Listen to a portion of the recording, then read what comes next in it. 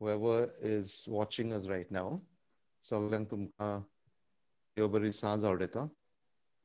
And a warm welcome to architect Royla, who has very graciously accepted our invitation to be a part of this one-on-one, let me point out, unscripted,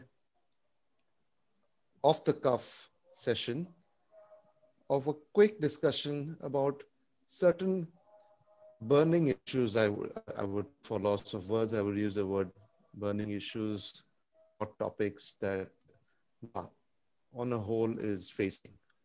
Thank you, Royla, for accepting our invitation and being a part of this. The first such session that we are having today. Without much further ado, let us now quickly, cover. We're going to talk over a period of, say, 30 minutes or so, Royla. Is that all right with you? Yeah, let's see how much we can cover. Okay. Yeah, let's see how much we can cover. And just to set a kind of an agenda for what we are going to discuss.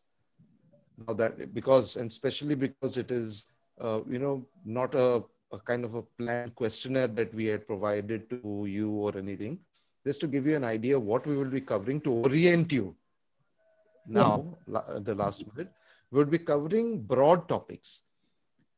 We would cover issues, not micro issues that Goa is facing, or your maybe your village or your ward is facing. We cover broader issues that are plaguing Goa as such, society as such, and maybe, yes, of course, your constituency as well, right? So I would, as much as possible, I would try to make this a dual language thing, a Konkani and an English, for the benefit of everyone who might be watching. So to make it more, accessible and understandable for the audience. Yeah. So, yes, let's proceed. And let me hear from you quickly. What are you expecting from this session this evening? Thank you, Sebi. This session for me was something which was really interesting. In fact, to speak to somebody who wants to know from me what I would do for my village is something I had planned way back in 2012. And it was something where I approached the contestants in my panchayat area. That was the first time I came into panchayat politics or into social work. This is a platform, and I feel we should encourage such a debate or such sessions more often, wherein we get an opportunity to speak out as an individual. What is our vision? What is our goal? What is our plan for the society? It shouldn't be something which is laid down by a party and you have to follow. It has to be something which made you as a person, as an individual, take up this field of social work. Knowing that this is, it was specified, it was something related to political career or to your activism, a great platform. And I'm looking forward to share my experiences and my aspirations, which I have for Benauli or for Goa through this medium. And thanking you for giving me this opportunity. I grabbed it at the first moment because it was something I have longed. Even in the ZP elections, we have asked both the contestants for such an opportunity.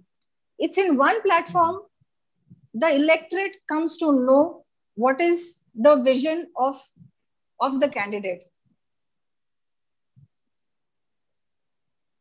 Okay.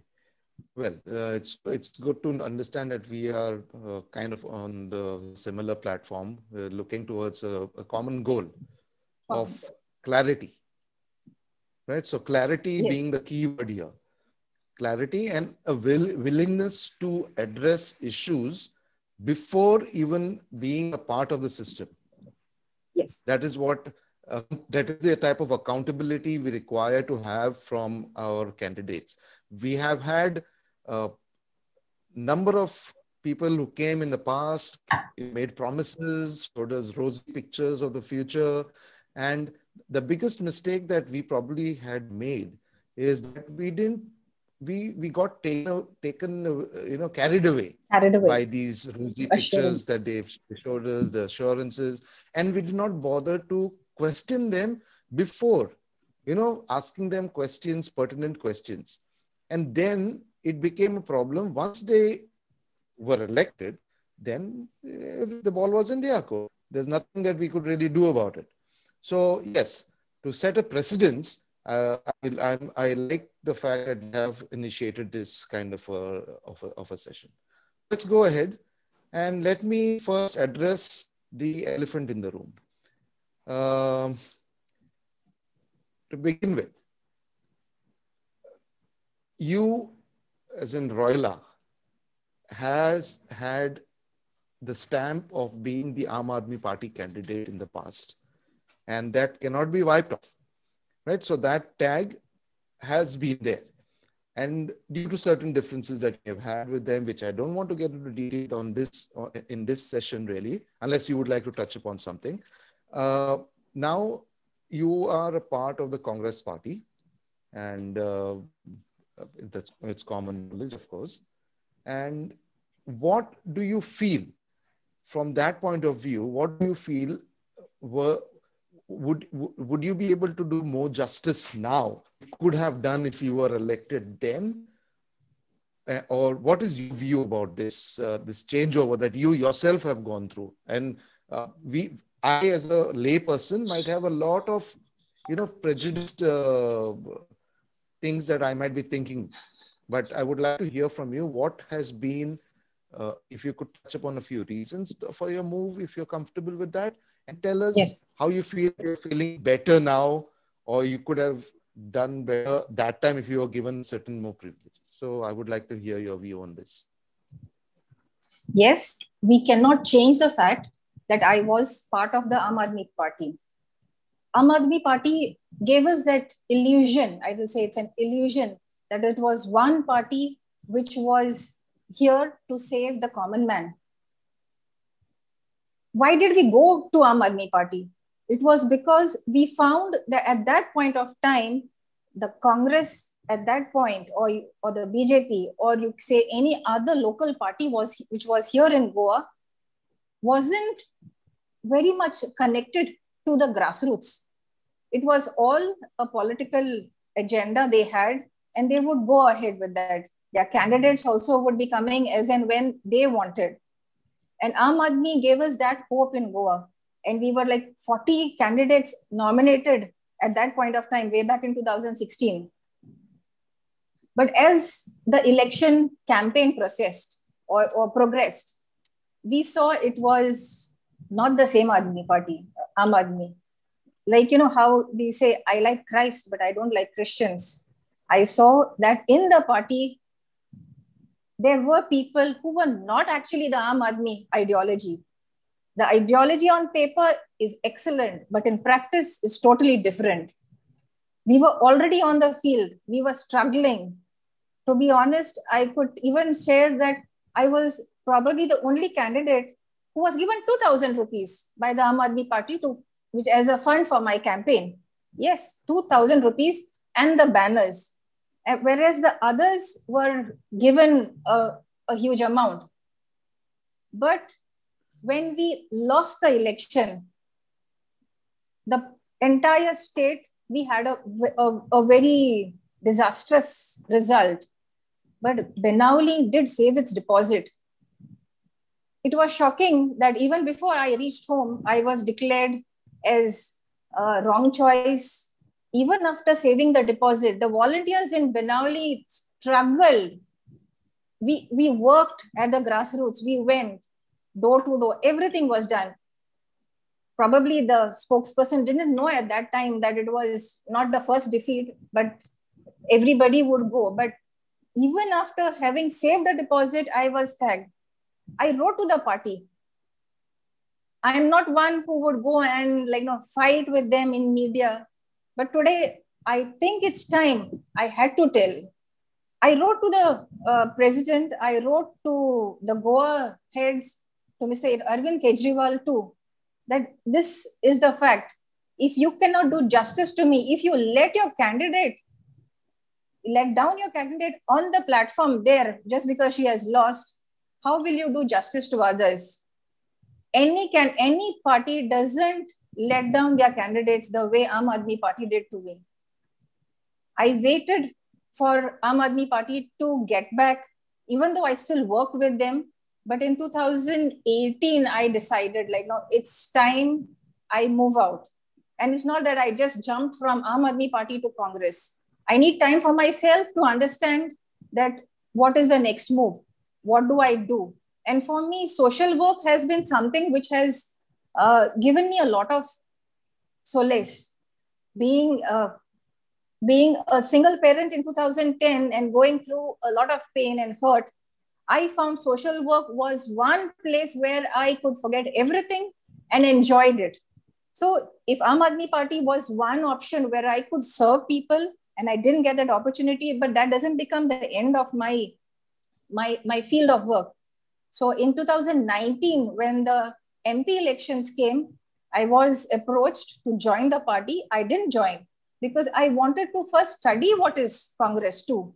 And at that point, when the Aam Aadmi Party was again going ahead with the MP elections, I realized that they are here not to win. They are here to make others lose. Their only enemy here in Goa was the Congress.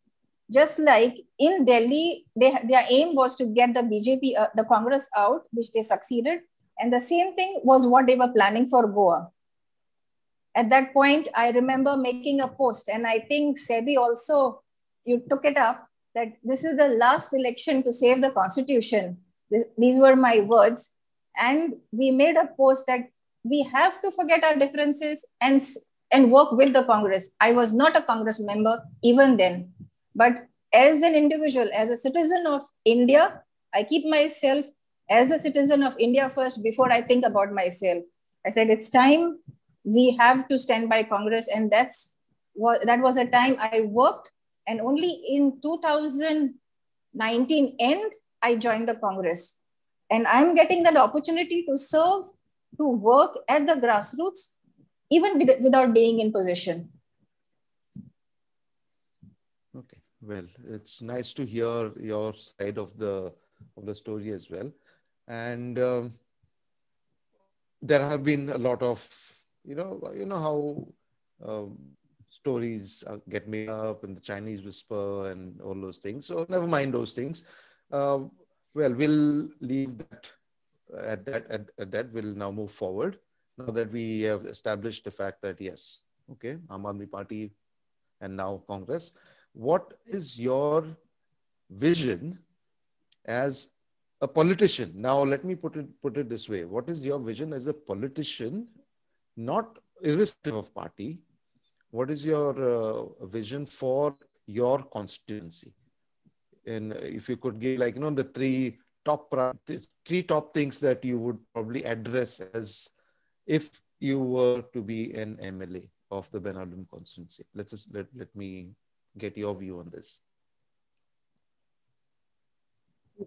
I have contested the assembly and even the Zilla elections. And in both the elections, my agenda is, first point, empowering people. When you have an empowered electorate who is less dependent on politicians, I will see the true development. A society which can go to the panchayat, go to your municipalities and get their work done with ease, and they know the process.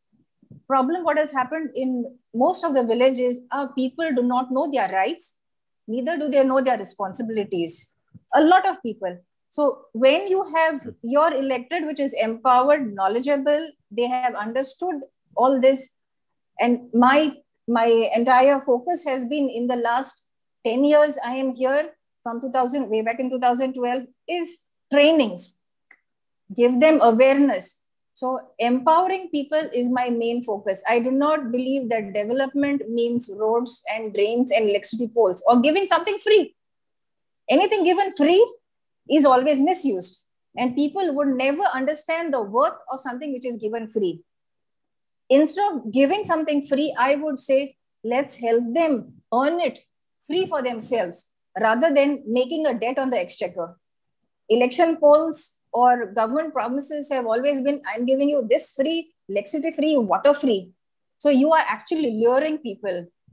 And that is, again, you are going to tax the people in some way or the other. So empower people to understand what is their responsibility, their rights, and get their works done.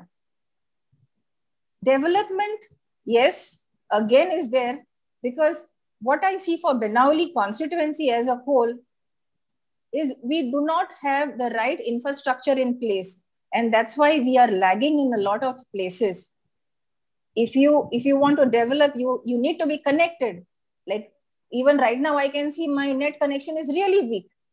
So if people, the students, you want to have your own entrepreneurs in the villages, everything is connected to the net. Everything, your business is connected to the net.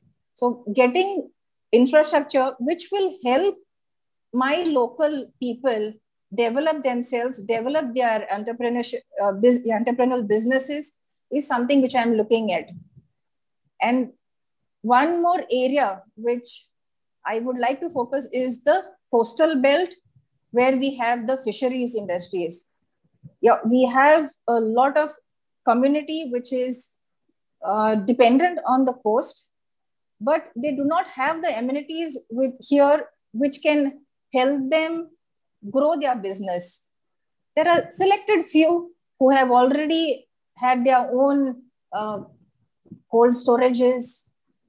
My entire focus has always been that we can get something in those areas where they have their own fish drying yards, they have their cold storages.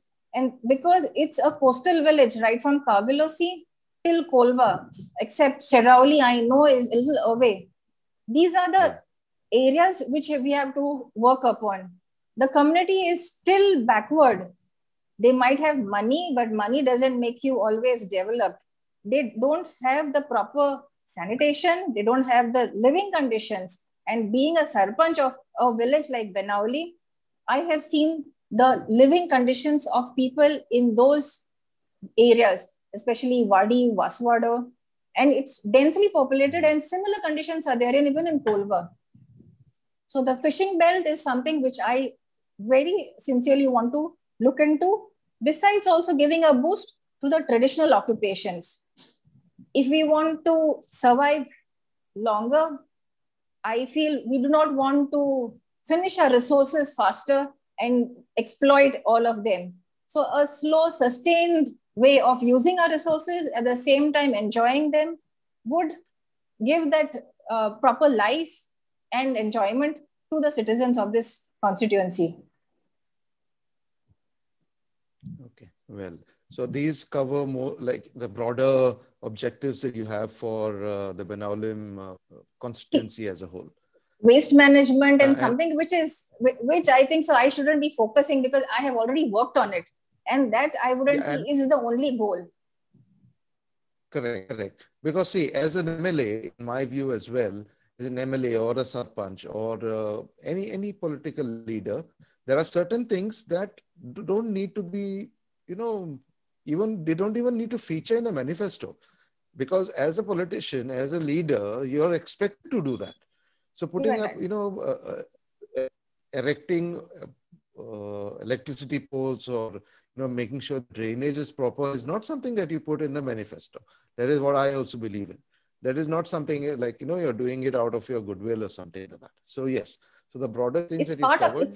It's part of the job which is laid down for the panchayats. It's already there. So you need not, as a legislator, it's already there, set. Exactly. So now let me come to a few pointed issues. Like I said, the main sensitive type of thing. See, first of all, everyone is today, sensitive of the fact about locals versus outside population, migrants. How do you think we should be tackling this? There are various groups. There is the Revolutionary Goans who are trying to bring about the Pogo Bill. There are other, like, Goinchawas may be doing something from their end. Each party has their own way of, approaching kind of defining who is a local and what are the privileges that a local should enjoy once that is defined. So according to you, as a politician, if I were to ask you, how would we be tackling that as a people's representative? What would be your response to this identity crisis that we are kind of facing? What is your view on? First and foremost, we are all Indians. No doubt we live in state of Goa. So we are the local native people of this place. And anybody like Goans living in Bangalore, living in Pune, and an outsider coming to Goa is still an Indian.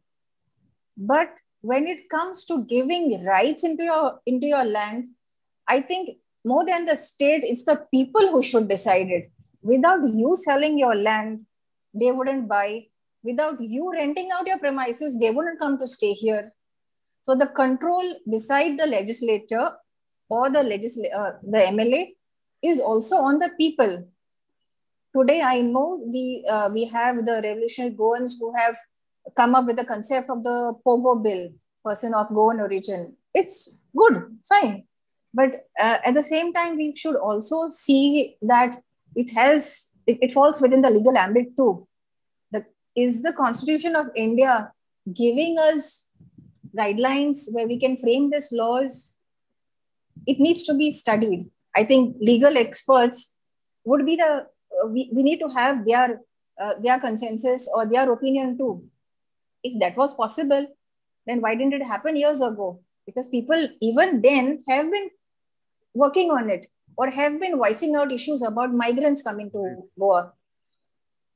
There was a time where somebody has worked on it or has touched upon it, but then the legal framework also has to be kept in mind. We as a state alone cannot make a law saying that this is a person of Goan origin. And we could do it if we as individuals decide, okay, we want only Goans here and we are not going to let out premises. We are not going to sublet people. We are not going to get people employed here. But the main fact which still remains is, can people in Goa work alone? You need people. And Goans might not be able to do the work, the hard labor, which is done by most of the migrants or the people from other states coming to Goa. So I feel defining a person as a Goan origin has to be studied properly. We cannot say, yes, I will do it or I can do it. So you require legal experts to study on this case. Fine. It's the people who can decide how they are going to use their land. You let out, in fact, you'll have other people coming in here. I kind of share the same opinion. Like I've always been of the opinion that the objective of defining the Goan local, once we define the Goan local, that what do we do with that? What are the privileges? What are the things that we are going to give to this local? I've always supported. I want the intrinsic people in Goa to benefit from it. But now, like you said, right, like you rightly said, we just can't wake up one day and say that, oh, Goan is so and so, without respecting the constitution, or like you said, without paying attention to the legal framework. We can't do it that way. And I hope we all, including the Revolutionary Goans as well, though I have my relations with them, but I hope they too, kind of try and understand this entire point of view and work together with everyone who is like-minded and try to come some kind of a common platform where we can all together stand and formulate a nice, robust identity for Goans and moving forward with this together. So, fine. So now we have that point clarified from you. What about your view on the other aspect of another burning issue, I would say, the sensitive taxi revolution of Goa? Can you come again?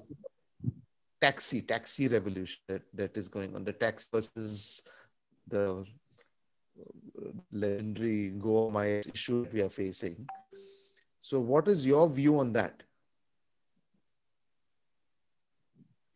Banauli too has, Banauli or the coastal belt has a lot number of taxi operators I'm here. From the overall picture. Overall, the taxi, yeah. The local taxi issue that is. The local taxi issue.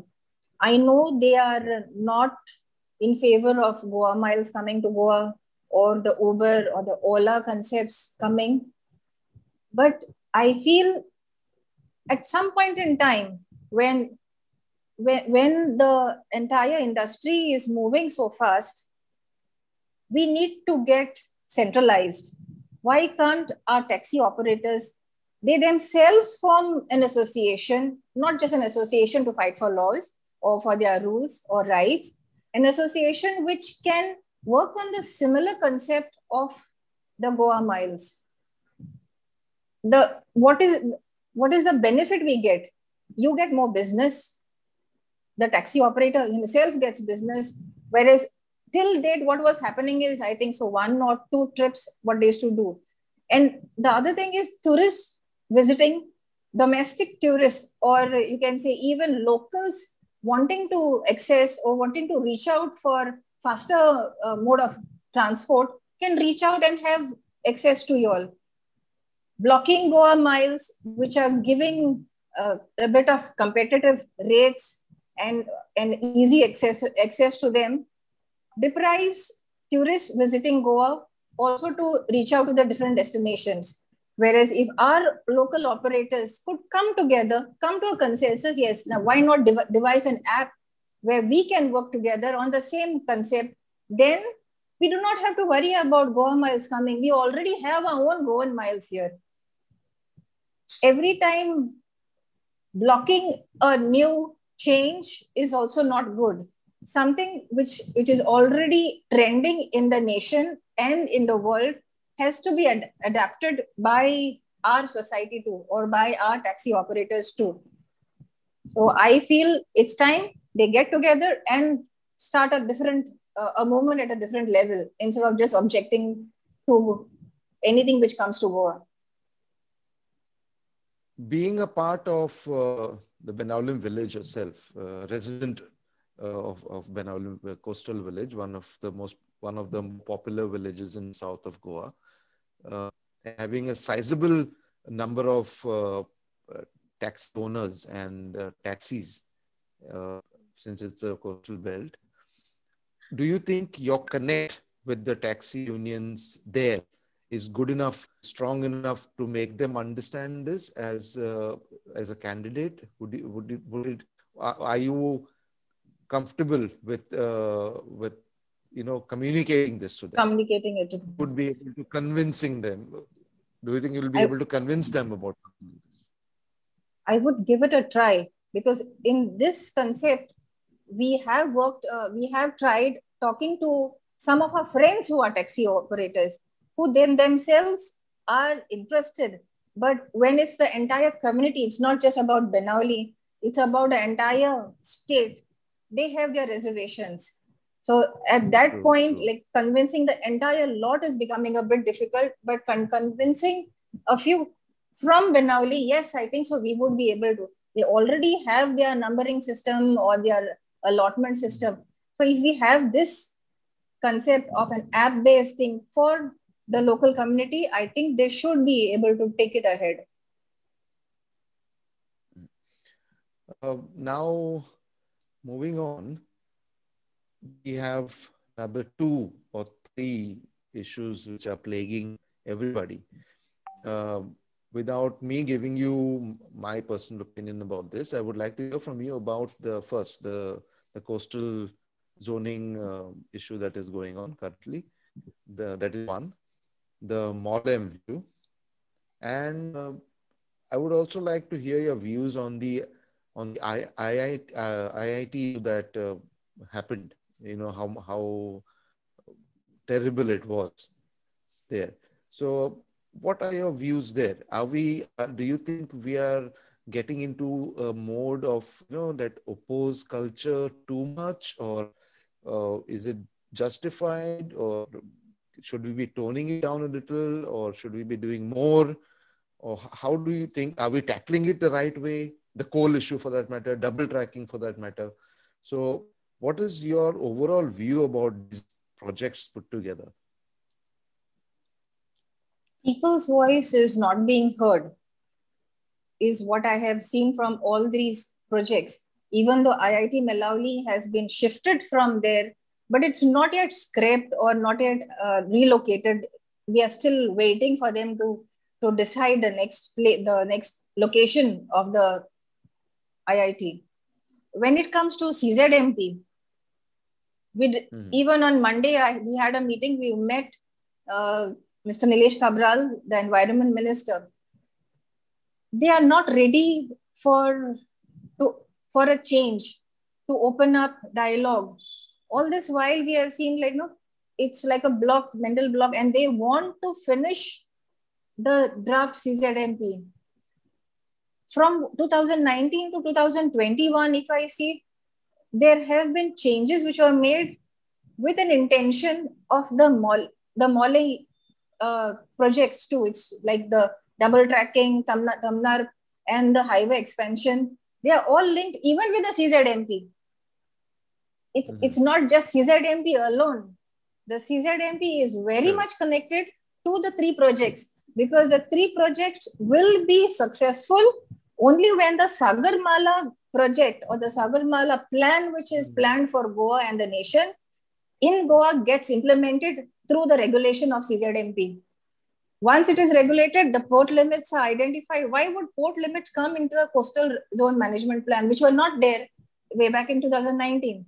So without the port limits being defined and this entire state being given on a platform as a commercial economic zone for the nation, the MOLE is blocked. You have the Tamnar project, but if you don't have coal coming to Goa by having the entire port limits spread out till Betul and up till Cabo in the north, it's not getting completed. IIT is a totally different issue. IIT was in a forested area. Tribals inhabitants were being deprived of their rights. But why an IIT in a location which would be so far for a student to even reach there? When you plan a project, you always see the feasibility of that place. You have to do your studies. So when you have the entire campus coming up there, how far is it from the closest airport? How far is it from the closest bus terminal, from the railways? And you have put up an IIT which is far down in some forested land. Why not go to GEC? Why not go to take up the premises at the Goa Engineering College? I have seen there some years back. There is enough tract of land available. You could utilize premises, so the resources get saved. You don't have to be shifting to a different area or totally, which is miles away from your closest mode of transport. Finally, for whatever you do, it has to be a place which is closed for commuting, residential. And then who's benefiting from the IIT? IIT being your admissions being at all India level, you'll have students from all over India. Can the government give us a percentage of the number of Goans who have already secured admissions in the IIT? I'm talking of not the elite class. Definitely, the parents have enough money to send them to the best coaching classes and get to the best IIT. What has been the government's role to train a local, a student from the village, a student from a government-aided school to reach to that level? Before getting the IIT, why not train our own students, make them capable enough, and then we have the IIT? Till then, GEC is there, engineering college is there, do development, but not just to build a white elephant somewhere and then probably later use it for some other purpose, because this has been the trend in many cases. You invest and then it just goes dead. Well, so like, just to recap of what you said, we talked about this particular projects. So according to you, the CZMP is actually the key. If we kind of gain as Goans, if we gain control over the implementation of the CZMP, you mean to say that most of these other projects will also fall into place in the country? Yes. That's what you're trying to say. So we will be able to find solutions which are more beneficial to go to our land if the CZMP is taken care of, primarily. The main purpose of having the CZMP is to protect the lives and livelihood of people, especially the fishermen, the toddy tappers, those communities which live or thrive along the coastal areas, be it the shore or be it the river. So instead of focusing on them, if you have seen the CZMP plan, they have no place. A fisherman they might have shown place for fish melting sites. They might have shown some fish landing areas. But on the other side, I have seen that they are interested in showing illegal constructions of hotel projects, which were not there in the 19 plan, but are reflecting now. You have the port limits coming. You have your hazard lines being changed. The River Sal, which, since I am from Banauli and I'm very much interested, why I took interest in the CZMP is to know where the high tide line of River Sal has reached. So they have their vested interest in even changing the high tide line of rivers. The lower, like at Kharaband is supposed to be the high tide line, and now it has gone 2.5 kilometers downstream towards the Telauli-Banauli bridge. The justification given is that the salinity of the river has gone down. Fine. How did it? The solution is not reducing the CRZ line or the high tide line. The solution should be finding out how did it go down. The problem. You identify the problem. Don't give a solution saying that salinity has gone down, so the river high tide line has gone down. And the developers or people living along the edge, along the banks of the river, I can see that they have their vested interest. All these lands will be without a CRZ. So automatically the construction, being from that field, as an architect, I could have said, okay, it's benefit for the builder. But as a environment lover, I would say, no, we require the CRZ line here because it is created with a purpose to protect the biodiversity of that place, to protect the Khazan lands along that river. And I can see it happening by reducing the CRZ line in River Sal. So instead of identifying the problem, you're giving a solution which will create more destruction for Goa. And without the coastal zone management plan being in place, even if you have noticed, the CM has already told that even the marina hearing would be held only after the CZMP is finalized. Why so? They are all linked. All these projects are connected. So if CZMP is defined and is approved, they have the port limits finalized, MPT becomes an autonomous body where tomorrow somebody from Kolva or somebody from even Verna, Majorda village along the coast, North Goa, South Goa, anywhere, they would have to approach the MPT, not the local panchayat or the town planning, before they take any permissions. Whoever is coming within that limits. So the control is not with the state. It's like a state within a state. MPT would be, and the entire coastal belt will be a state within the state. And on the very same day, on Monday, when the last hearing, the date of submission of objections, suggestions was there, we saw an article where Adani has already directed the Chennai government to restrict people from fishing within the port limits. So you see, it's just not about coal transportation. It's monopoly or control even on the seas. So with the CZMP finalized, the entire Sagarmala project gets approved by itself. So where is the people safe? How will the fishermen thrive? What would happen there? Well, we have a few minutes. I would like to hear your views considering the coming assembly election that would be very short, in like another year or so remaining. Quickly, if you could tell me, what is your view on this very, it's a very, it eats into my head every time, the vote split that we are looking at because of the number of players that are on one side as compared to the saffron dispensation that we have at the center.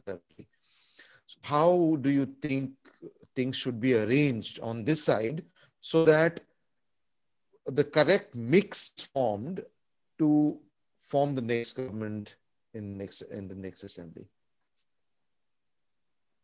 I think we had the similar situation way back in 2017 too.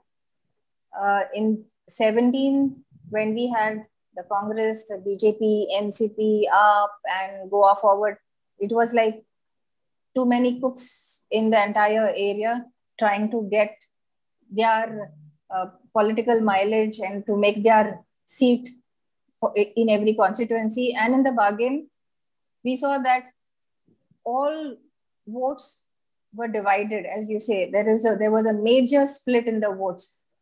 Had we to come together on a consensus and decide whom are we fighting against, what is it that we want for Goa, we would have a very strong government today. We wouldn't have had the minority forming the government in Goa. And again, as 2012 comes closer, we can see that BJP is making inroads everywhere, trying aggressively, using their political machinery to divide votes, create a rift. Only good thing which I have seen is in the last few months is that a consensus in the interest of Goa between Congress and Goa Forward. I wouldn't say that it should go ahead or not, but to some extent, I can say that the division of votes would be stopped. Congress did offer, I remember Girish Chodankar sir, in one of his interviews, he said he wouldn't mind even teaming up with AAP. He had a good interest for the state of Goa, but AAP showed that they are not here for Goa. They are here only to be a spoil sport. Instantly, there was a reaction by them and they lashed out at the Congress party. Congress being an age-old party which has already established people here, already had MLAs, 17 MLAs here, still gave that opportunity. And a party which doesn't have a single MLA was very prompt in saying that Congress has lost. It's not about losing, it's about winning for the common interest of Goa. I feel by 2022, we have to come together. Be it RG, be it Goa Forward or Congress, small regional parties which are there, do not get into small tiffs and lose Goa for the years to come. If we have to stay united And our common goal is to protect Goans and Goan identity, which many of them tried to harp on. It's time you stand united. Otherwise, we are again heading to a saffron government. So what you're saying is for 2022, your vision as a Congress party candidate would be an alliance government, basically. You're probably projecting an alliance government.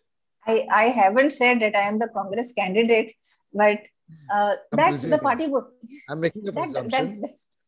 And your smile says a lot. So no, I would leave it to the party to decide. I enjoy working, and even after the defeat in the ZP elections, I had assured that I will continue working. So I still want to enjoy that work. When you get into that candidate and election mode, it's a different game. So let's work. Let's reach out to people. There is time. I know. Let the people realize that Congress is here to serve them. The moment you think about, you vote for me, we are going to form the government, you have the other parties also coming with all mudslinging. So till then, enjoy your work, let people appreciate you, and believe and trust that Congress is coming back to serve people. Well, I think we are right on time. And just to recap, it was a lovely experience, though it was the first of such many more sessions to come. We will definitely touch base once again. There are a few unaddressed questions that I'm sure a lot of our viewers who would be viewing this video would have loved me to ask you. So maybe our next session, let's see how we can organize it. I probably have some questions that the public may want to ask.